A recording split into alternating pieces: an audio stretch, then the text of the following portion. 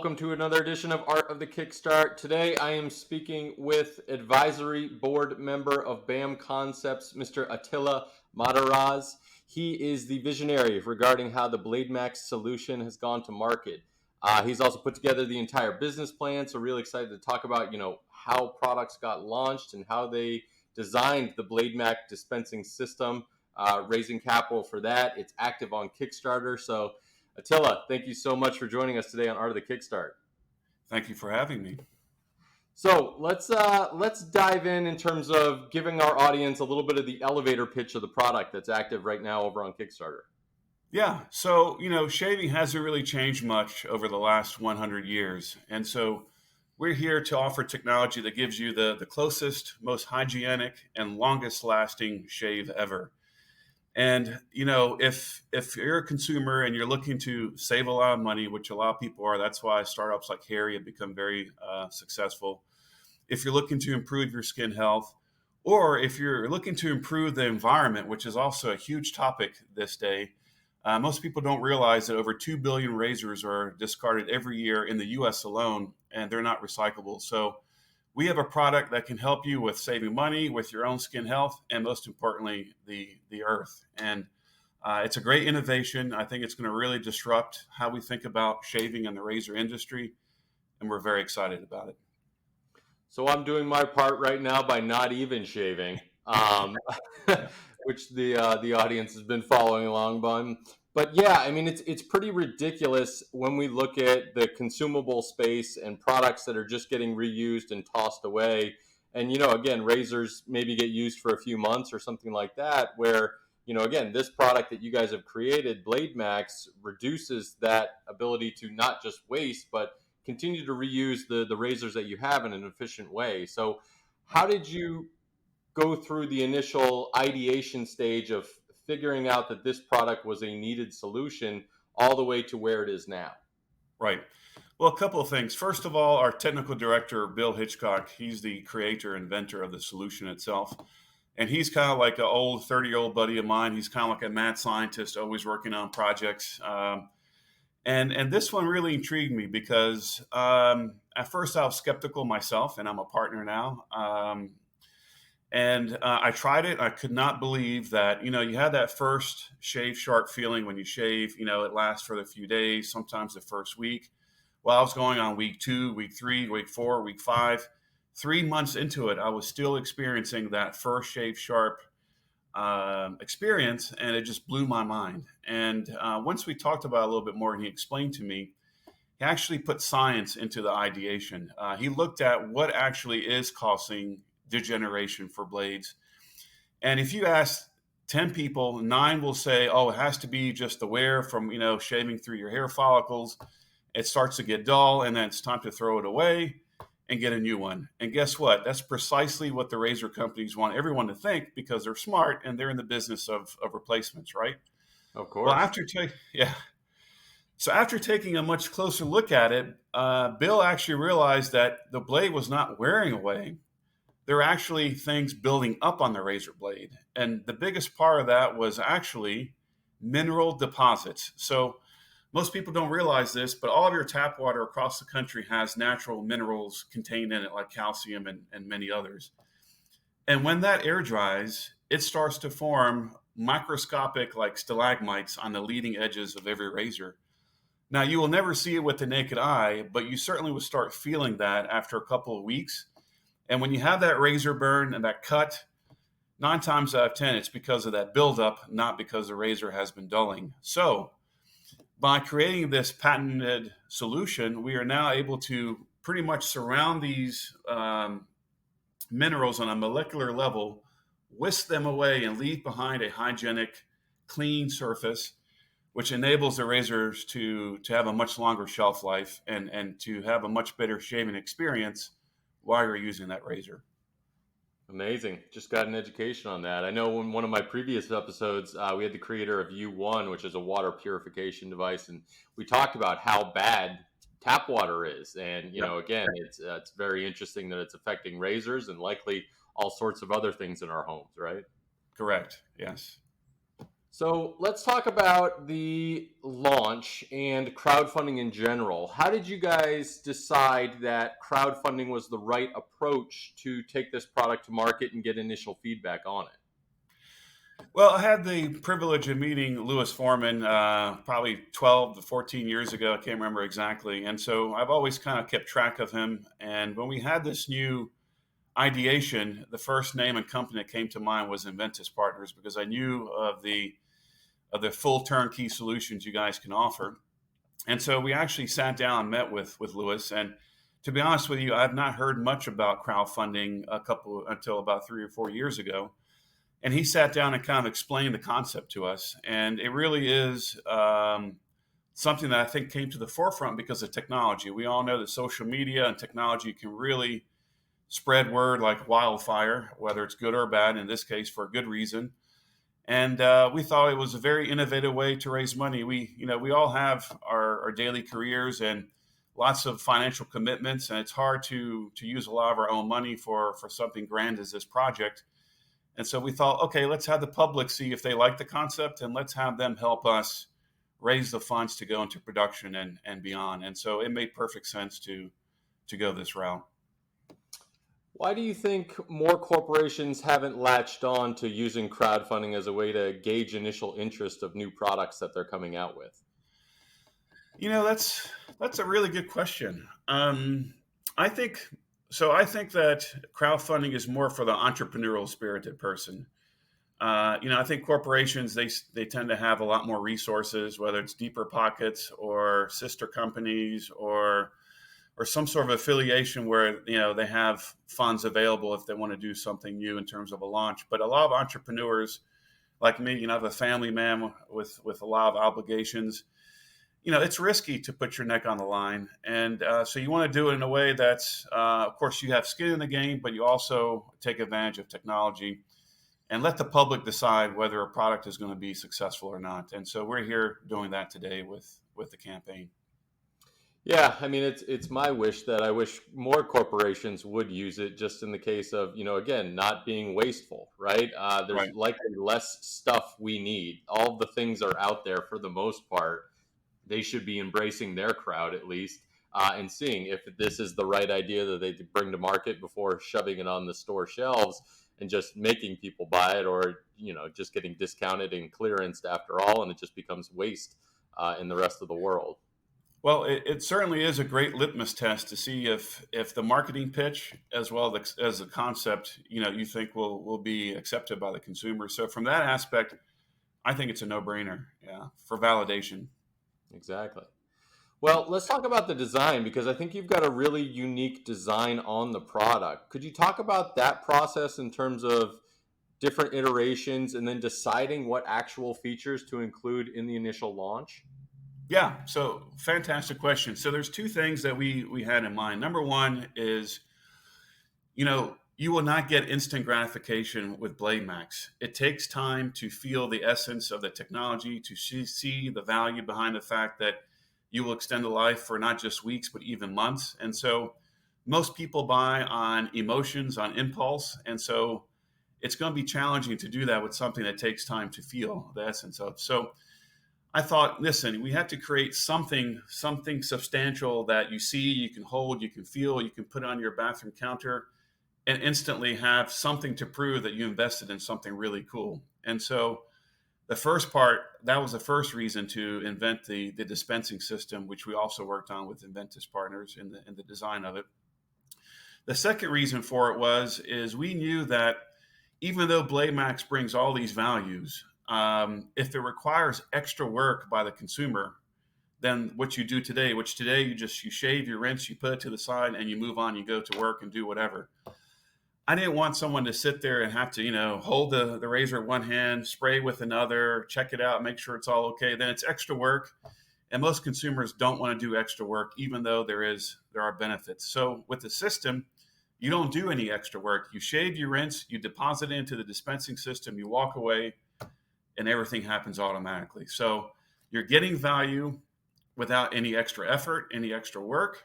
And at the same time, you have something cool and innovative and modern that you can display in your bathroom that doesn't take much up, it doesn't take up much real estate, but still serves a purpose. And there's your instant gratification. On the second hand, after weeks, you will see the secondary gratification, which is the results of BLADEMAX. Now, one of the things I want to mention on the dispensing system, we are so confident that you will get weeks and weeks and months of life out of your razor that we actually designed in a digital ascending counter to show you how many weeks have gone by with that particular razor, so you can see the results for yourself, over time. And it's funny, with the beta testers that we had, it actually becomes an internal competition to see, doggone, how much life can I get out of this razor? And so I have beta testers coming to me, hey man, I got 4 months, I got 6 months, I got 5 months. This is amazing. I need some more test samples to do it again. And so this whole concept, I think, helps to reinforce the excitement of this technology, if you will, without extra work. Which is always helpful for people these days leading busier and busier lives. Let's you brought something up interesting in terms of the beta testers. How did you go about finding that first group or community to be able to tap into and look for, early feedback to maybe make changes or, make improvements on the product? So from 2019 to 2021, I was kind of in a career change. And then also the pandemic came a little bit later on, which didn't help things too much, unfortunately. But I really wanted to, I've been living in Charlotte since the late 90s. And so I really wanted to get more in tune with the entrepreneurial space, the startup community, if you will. And there are a lot of fascinating people around Charlotte to meet. And so I got to know a lot of people during that period through various meetings and events. And I literally just built relationships, and I would explain and pitch this concept. And most of the time, people were so intrigued that they wanted to test it for themselves. And so I got, a good number of beta testers just from others like myself at the time who were working on a startup concept. And then you kind of notice in these communities that everybody wants to help each other succeed. And in this case, they want to help me by being part of this beta test, give us feedback by surveys and so forth. And by the way, we did this for 4 months, and we had a whole list of questions and surveys each month and at the very end as well. And at the end, we scored a 3.5 out of a 4.0 scale in terms of the effectiveness of it, in terms of the concept. And so that led us to feel that we really had something good and exciting here. And then we actually took the concept, the liquid technology, to a third-party lab and had it validated from a scientific point of view as well. So it wasn't just our words and beta testers' words. It was actually the scientific community validating that this stuff actually works and prevents the buildup of deposits, which, again, is the number one reason for the razor degeneration. Amazing. I love that. So get out there, network, go meet with people. Men that are all growing facial hair for this made the most sense, obviously, but certainly the female crowd as well, needing the razors. Survey, get feedback, make iterations, keep them constantly updated on your progress, launch the campaign, and Charlotte's definitely come out as the top community backing this project. So it's great that you've been able to tap into the local audience there. Yes.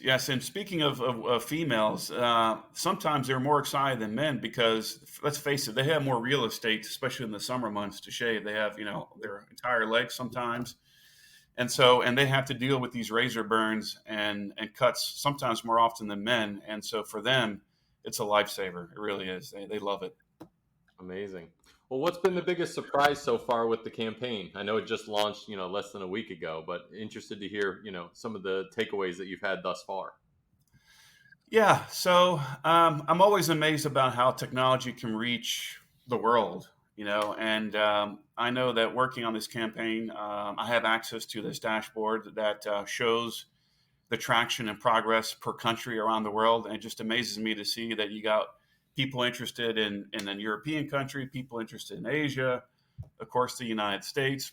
And so it really reinforces that if you'd use technology in the right way, you'll reach a lot more consumers and a much bigger audience than the traditional methods of just basic press releases and this and that.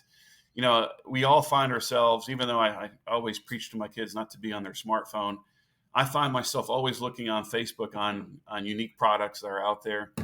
And it truly is a way to grasp an audience. And I can't wait to see the end result. I think we have 26 more days or 28 more days left in the campaign, and so everyone is really looking forward to see the results between now and then.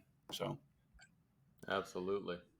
yeah. Well, Attila, this has been amazing. This is going to get us into our launch round where I'm going to rapid fire about 6 questions at you. You good to go? Sure, absolutely. Let's do this. So, what inspired you to be an entrepreneur?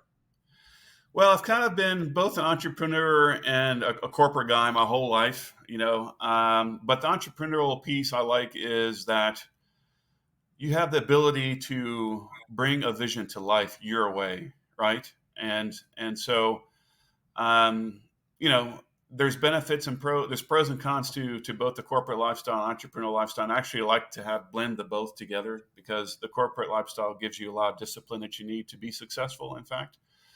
But entrepreneur just allows you to, and especially in a market like the US where anything is possible, it allows you to make a vision reality, and so we take this country for granted. I come from an immigrant family, and so I've come to realize that things can be harder in many other parts of the world. And so why not take advantage of the free market and see what you can do with it? And so I've been very proud over the years in the past to be able to be part of things like this.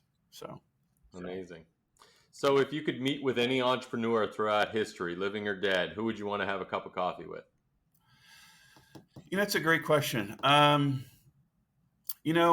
actually follow Richard Branson a lot, Sir Richard Branson. Yep. He's built a huge empire. And one of the things I see from him is he does a wonderful job of being, even though he's the leader, he is the number one ambassador for the Virgin Atlantic Yep. brand.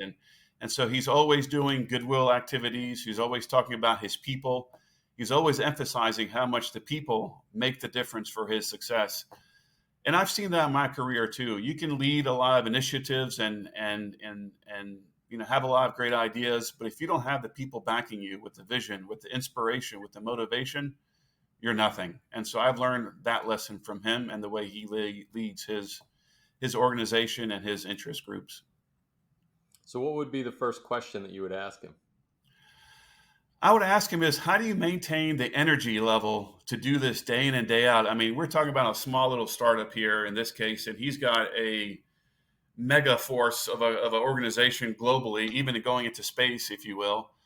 And how do you keep a level head and stay calm and collected, which he always appears to be whenever he's interviewed, and not become overwhelmed, and keep your cool? And so I did read that he has some morning rituals that he does, like exercising the first thing and meditating and things like that. And so, I try to do a couple of those things myself, and it does seem to help.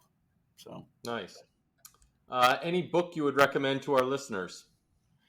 Yeah. So Emotional Intelligence 2.0 by Dr. Travis Bradbury and Dr. Gene Greaves. Emotion is good. And it's very important, especially when you're an entrepreneur, because you want to demonstrate and put your emotion into everything you do. But you have to know where to draw a line if emotions start to take the better of you in terms of making sound decisions, in terms of how you carry yourself, in terms of becoming overwhelmed as a human being. And so going back to what I said about Richard Branson, emotional intelligence really helps you to compartmentalize things in your life so that you keep a level head and you make the best decision, not only for a business, but even for you personally. And I always say that if you have a stable, calm, collected personal life, then your entrepreneurial or corporate life goes much more smoothly and a lot more effectively. And so it's a fine balance. And so for me, that's always important to maintain. Nice. Top 3 skills that you think every entrepreneur needs to succeed? Number 1, communicate. Be able to network and get out and meet people. You just never know where you're going to meet the person that's going to be your next important contact for your next endeavor. Yep. Number 2, keep a sound mind and body. I think mental and physical health is important to keep going and to keep pressing forward in whatever initiative you're working on.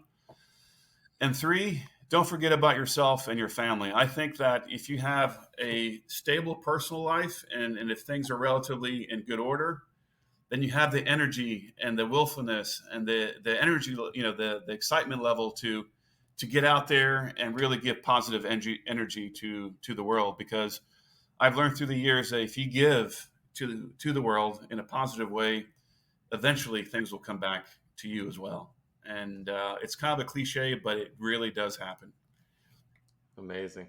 Last question in the launch round. I know the campaign just launched and this is your first one, but very interested still to hear your take on what does the future of crowdfunding look like?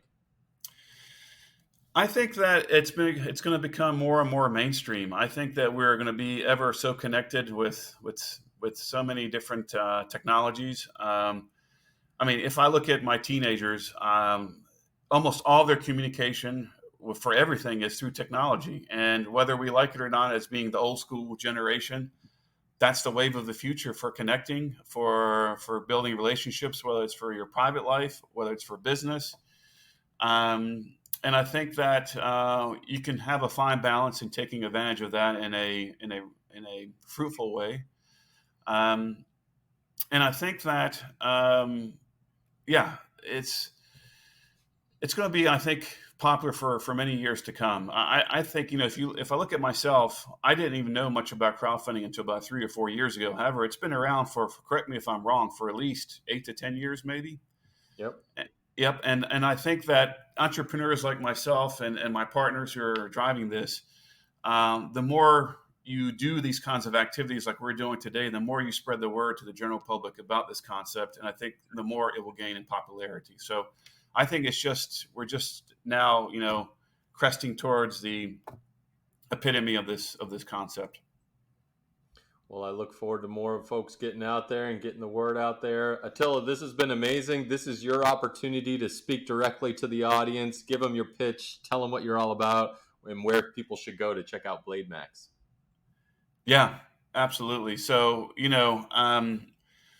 razors have been around for 100 years. Most people are under the false impression they go dull very quickly. It's time to make the industry honest. It's time to get the true value out of your razor. It's time to help the environment. It's time to save money. Heck, we're dealing with inflation these days. And why not improve your own health as well? So if you like any of these aspects of our concept and of BLADEMAX as a product, give us a try. You will not be let down. You will become a huge fan. And we'd be very grateful for everyone to spread the word after they get the chance to experience BLADEMAX. Amazing. Audience, thank you for tuning in. Make sure to visit artofthekickstart.com for the notes, transcript, links to the campaign, everything else we talked about today. And of course, big shout out to the crowdfunding podcast sponsor over at Product Hype, the top newsletter for new products that just launched. Attila, thank you so much for joining us today on Art of the Kickstart. Thank you as well. Enjoyed it.